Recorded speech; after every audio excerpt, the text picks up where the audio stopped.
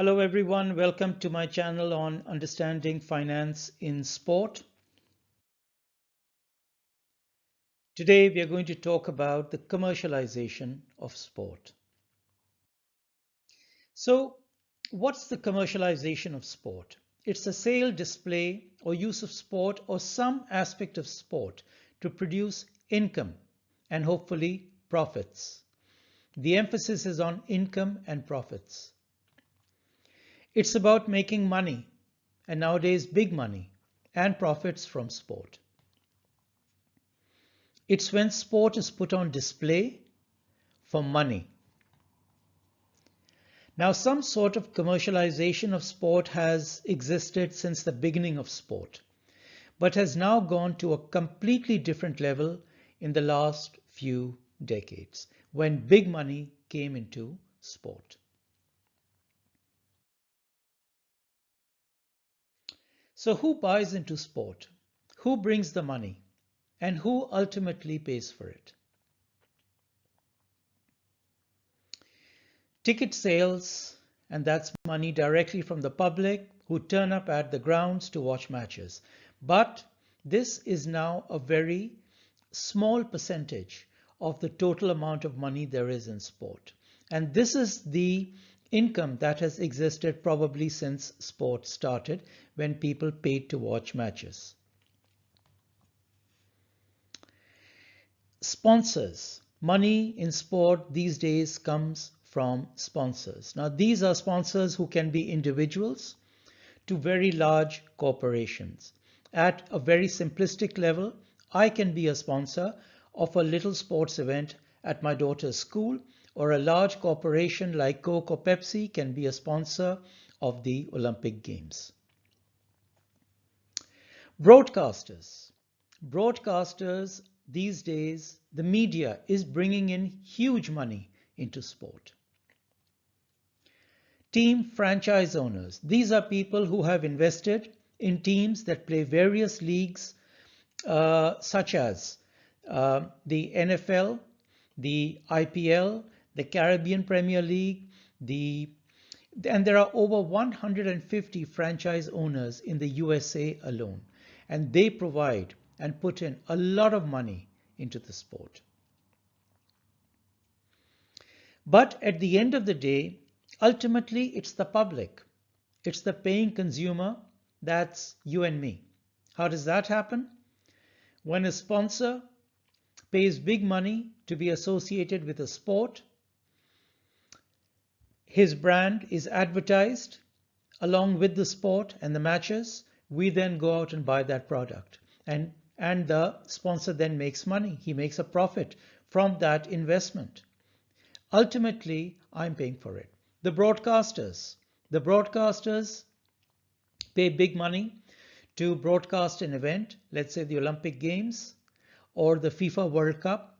At the end of the day, I go out and I get cable TV, I pay subscription, and ultimately that goes to the broadcaster and he makes a profit. So at the end of the day, he's making that investment so that you and me can eventually, as consumers, buy whatever product they are selling, and therefore they make money. So ultimately we end up paying for it. Now, media accounts for 70% or thereabouts of the money in sport these days. I'm taking total figures, obviously. Not all sports have this breakdown, but this is a general guide. Sponsorship accounts for around 20% of the funds. Everything else around 10%, that includes, for example, ticket sales, hospitality, merchandising, etc. And as I mentioned, ticket sales are now a small percentage of the total revenues from a major sporting event. Now, what attracts the commercialization of sport?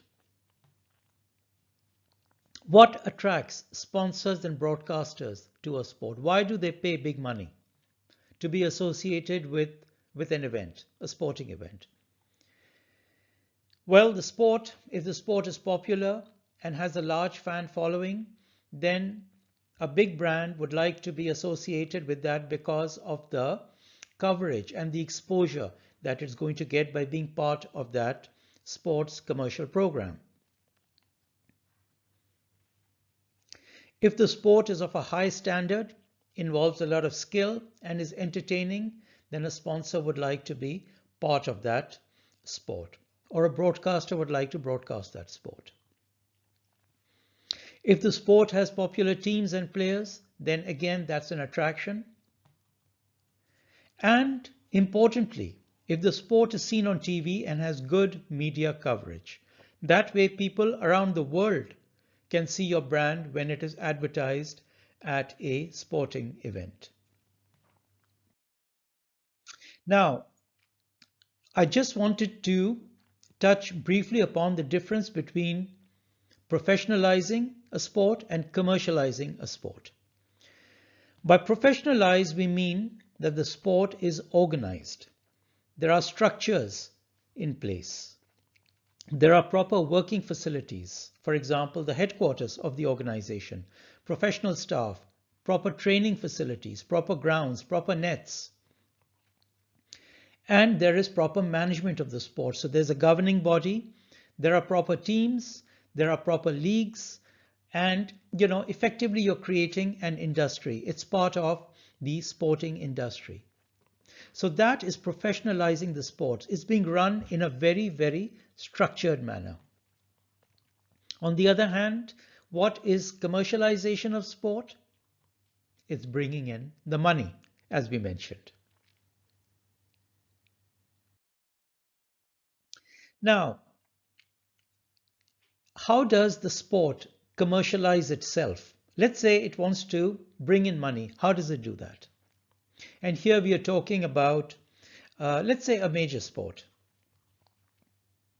Firstly, the sport has to think about what it can sell. Then it can hire commercial staff to work for it or hire a commercial sports agency. And there are many sports agencies out there that would be willing to help a sport commercialize itself. So effectively, by doing that, the sport will have a commercial program in place. And then it can even start creating products. For example, if it's a golf course, a golf event, you can have naming rights to each particular hole. So there are 18 holes on a golf course. Each hole can be sold to a potential sponsor. So hole number 1 can be the Coke hole. The hole number 2 can be the Pepsi, and so on. At the headquarters, let's say FIFA's headquarters or the sports headquarters, you can name each meeting room after your sponsors. So you can have, for example, the Swatch room, or you can have the Rolex room, or you can have the Pepsi room, and so on. So you can say, okay, let's have a meeting in the Pepsi room. That's exposure to Pepsi. Then you need to start selling your sports products, the ones that you've created in conjunction with the sports agency. You need to identify target sponsors and potential advertisers. So who would you like on board? Would you like Rolex on board? Would you like Mercedes-Benz on board? Would you like a MasterCard on board? Identify them. What media broadcasters or what media would you like on board? And we'll talk about that a little bit later. These days, major online companies such as Facebook and Amazon are entering sports in a very, very big way. You can create a merchandise program as well, and then create a professional ticket sales program for your event. So all of this actually is effectively trying to commercialize the sport, and then you can start making big money.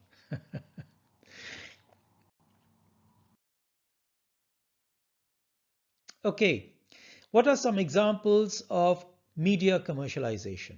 TV broadcast, yes, local as well as international. So your events are beamed all over the world. Social media, this is huge these days. So every organization has now got a Facebook page, a Twitter page, Snapchat probably, Instagram, etc. Radio, exposure on the radio through radio sports programs and radio commentary, live commentary at events. Obviously, newspaper coverage, magazines, there are dedicated sports magazines these days, books written on sport, films made on sport, DVDs issued on events and documentaries on sports, websites, sports websites, blogs, people write regular articles, podcasts, there are many podcasts on sport. And then new products, in-stadium personal viewing handheld devices where people can follow the sport from different angles while actually watching it live at the stadium. Or these days, the introduction of NFTs, non-fungible tokens, have also entered sport. I'll do a separate program on this because this is now becoming more and more popular. Effectively, non-fungible tokens is something that is unique and which can be sold. And there's only one of its kind in the world. But more about that later. But sport has started using this. Similarly, let's look at examples of sponsorship in sport. You can have naming rights to a stadium. So your stadium can be named after a sponsor, like the Emirates Stadium of Arsenal Football Club. You can have the naming rights to a league, such as the Barclays Premier League.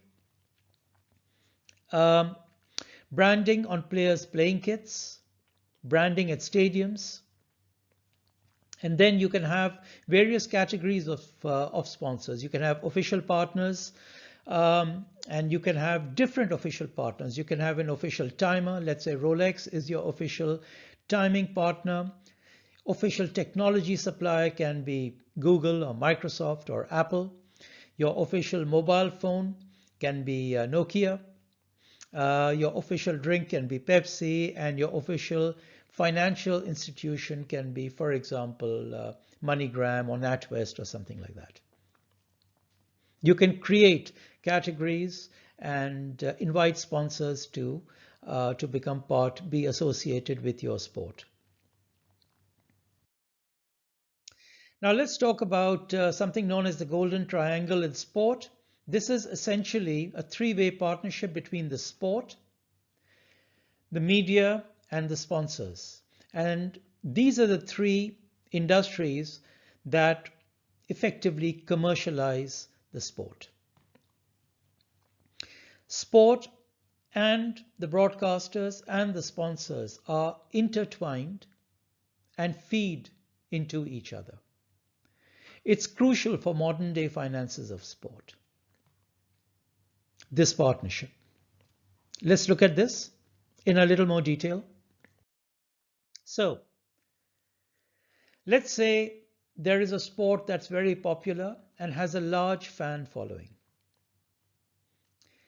Let's say the sport starts getting media coverage. The media will want to get involved. They'll want to cover the events. They'll want to cover what's happening on the sports pages, especially if it knows that that sport is being followed. So the media will start following that sport. Once the media gets involved, that will attract sponsors and investors into that sport because they see the sport being given extensive exposure, which they would like to get a share of. And therefore, with the media and the sponsors paying to get involved in the sport, more money comes into sport. With more money coming into sport, you'll improve your facilities, you improve your stadiums, your training facilities. It'll raise the standard of the sport. You'll start professionalizing the sport, as we spoke earlier. You'll start paying players better. More people will be attracted to play the sport. With the standard of the sport rising, new stadiums being built, etc., it'll get even more media coverage. Maybe there are new leagues that you'll form. With more media coverage, this will attract even more money and investors and sponsors. And then even more money comes into sport. and so on and on. This can go on forever, and this is exactly what's been happening in the last 30 to 40 years. It's, like I said, the golden triangle. The sports, media, and the sponsors work together to get maximum mileage, especially on the commercial side, the money side. And that money actually is put back into the sport to raise the standard and level of sport. And new products. Now, let's talk about the advantages of commercializing sport. Obviously, increase in money and finances, better facilities and playing conditions, better salaries for players, bigger prize fund for the players, better equipment, investment in technology, and attracting other investments. I think all of these are fairly self-explanatory. What does commercialization do? There is media exposure and huge publicity. For the sponsors and commercial partners, that's why they're there. For the sport itself, which helps to spread the reach of the sport. For the teams, leagues, and the players. And then with media exposure, there are more people watching, following the sport, and this increases the fan base and the following. It increases participation in the sport. More people become aware of what's going on in that sport and start following it and playing it. Leads to higher playing standards and levels of fitness. We've seen this. Sportsmen these days are very, very, very fit because of the competitiveness, better facilities, better nutrition, better, leading very healthy lives. We spoke about better organization and structures. Publicity gives sport and athletes a high status in society. Sportsmen these days are highly, highly regarded and respected people. And they act as role models in society. The media also showcases sports' positive values. It reaches new and global markets, which brings in new sponsors and commercial partners. So, huge advantages of commercialization of sport. Let's also touch upon some of the disadvantages. The sport must answer to and cater to where the money comes from, which is the owners and the sponsors and the broadcasters. Obviously, the franchise owner has bought that franchise. He has a say in how it's run. The sponsors and the broadcasters have paid a lot of money to be associated with their sport, and they have certain rights. So they actually play a part in how the sport is run or how an event is run. Some people say that business has now started controlling the sport and it interferes with the sport. I've read somewhere recently that people in suits and ties who sit in boardrooms and smoke big cigars control sport and make sporting decisions. I think that's probably an exaggeration, but there is no doubt that the media and sponsors and the commercial partners do have a say and do influence the sport in some ways. People also say there aren't enough athletes in the driving seat, that sport is now run by businessmen. So for example, how does sport get interfered with by the business? Sometimes starting times of matches have been changed to suit the broadcasters. Broadcasters want matches, the important matches, the more attractive matches to be played in prime time where people are watching. Sponsors want those matches in prime time so that their advertisements are seen by a lot of people. Too many commercials on TV while watching a game, that we all know is true. Some people say that players get too rich and famous too soon and lose focus and start getting distracted by the commercial side and by all this razzmatazz and TV and publicity and fan following, and therefore lose out or get distracted and don't maintain that high standard. There is also increased pressure on athletes and coaches to win because there's a lot of money involved, else they lose money and the sponsors. And athletes may therefore resort to unfair practices, for example, like doping. Where there's money, there is a risk of match fixing, and this is known to happen, obviously. It's a big problem these days. The integrity of the sport these days is at risk. And they say that athletes are being pushed to the limits and risk serious injuries because of the amount that they have to play, so that the people who've paid money get their money's worth. So they say that athletes are being pushed too hard. And sponsors and broadcasters, when they're signing the contract, do want the team or the league to put their best players forward. So you can't really give your top players an extended rest just for resting.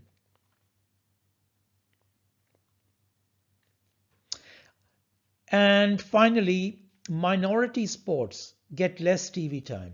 Obviously, if there's a broadcaster and a sponsor is interested in those sports that have a large fan following, with the result that their sports are shown on TV and the lesser sports which don't have such a big fan following lose out, and the TV is no longer interested in them, even for free, because everything depends on TV ratings these days. So even if a sport doesn't charge anything, it goes to a broadcaster and says, will you broadcast my sport on TV? The broadcaster may say, no, I'm sorry, I can't do that, even for free, or even if you pay me a little amount, because no one's interested in that sport and I'm going to lose on TV ratings. Now, some points on the impact of commercialization on sport. So when the corporate world enters sport, sport is no longer just a sport. It's then a business that makes big money and is then run as a business to maximize profit. While sport itself may not have changed, commercial partners have a big influence on the way the sport is run, which we spoke about. But sport needs the revenue to sustain current levels and to keep growing. So actually, the amount of commercialization that has happened in sport has actually been very, very good for sport as a whole.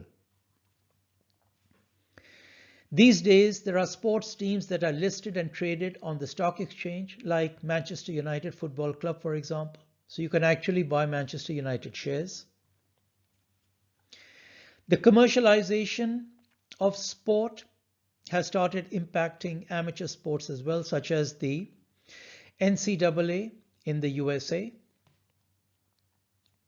And in some cases, athletes' earnings are up to 90% from sponsors and endorsements. This is how relevant the commercial side of sport has become. So the athletes earning from playing the sport, prize money, appearance fee, is in some cases less than 10% of their total earnings. 90% comes from their sponsors. And sports management is now a recognized profession and can be studied as any other subject. This is how big sports has become.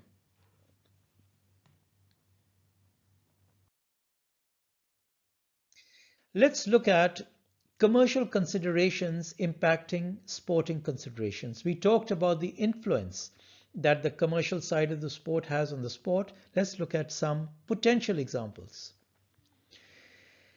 If there's an event, a broadcaster has paid a lot of money, sponsors have paid a lot of money, so they need to be consulted on the format of the event. They need to try and get maximum value for the event. So for example, they may say that, look, you're planning to hold an event with 20 matches, we'd like you to increase it to 30 because we'd like to get maximum mileage. We don't think this event is long enough. We need you to extend it by another 10 matches. That can happen. Sometimes the format of the event is such that you make sure that the attractive teams actually go through. So you are making it possible for the most popular teams to go through to the later stages so that the fan following and the interest in that event continues. Money plays a big part in deciding the host country and the venue. So where are you going to hold your next event? You look at places where you'll get maximum money. The dates of the event have to be fixed in conjunction with the broadcasters and the sponsors. What's the best time to host this event? And sometimes the best time may not necessarily be the best time for the sport. It may be the best time commercially. Sometimes for an event you decide the teams that will play and have a qualifying process for the others. So not everyone starts with a level playing field. You want the attractive teams to go through. The timing of the matches, attractive teams play in prime time. We've touched upon that. Reserve days for unfinished matches. Sometimes there are no reserve days, so you either finish the match in those 3 hours or on that day. It will not be replayed because the costs involved are too high, and the broadcaster, for example, doesn't want to incur that extra day's cost on TV production. Then you have breaks to increase advertising time, and then the sport can have additional timeouts to give the advertisers the slot to be able to advertise their product. So for example, in 2020, there were 70 commercials shown during the Super Bowl broadcast, amounting to a total ad time of 46 minutes. Shows you the amount of advertising there is during a major sports event. Sometimes commercial considerations, you can alter the rules of the sport to make the sport more attractive, specifically for the TV audience. Timing of events to get the largest TV audiences may impact peak athlete performance. So for example, if the event is happening, for example, in Japan, like the Olympics, and you want prime time, you want an event to be shown in prime time in the USA or, for example, in Europe, then in that case you will adjust the time that event takes place in Japan or in Australia for that matter, where you're operating in different time zones, right? Now that may not be the best time for the athletes to perform at their peak. Suppose it's in the morning. Commercial considerations in that case override sporting considerations.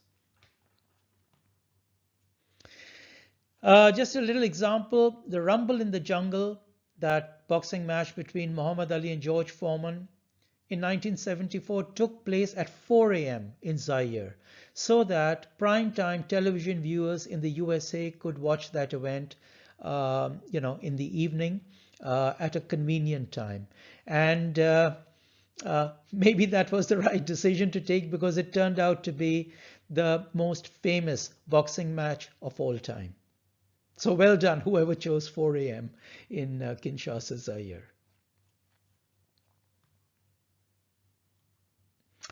Thank you so much for watching this. I hope you enjoyed this, and I look forward to seeing you all again soon. In the meanwhile, this is Faisal signing out.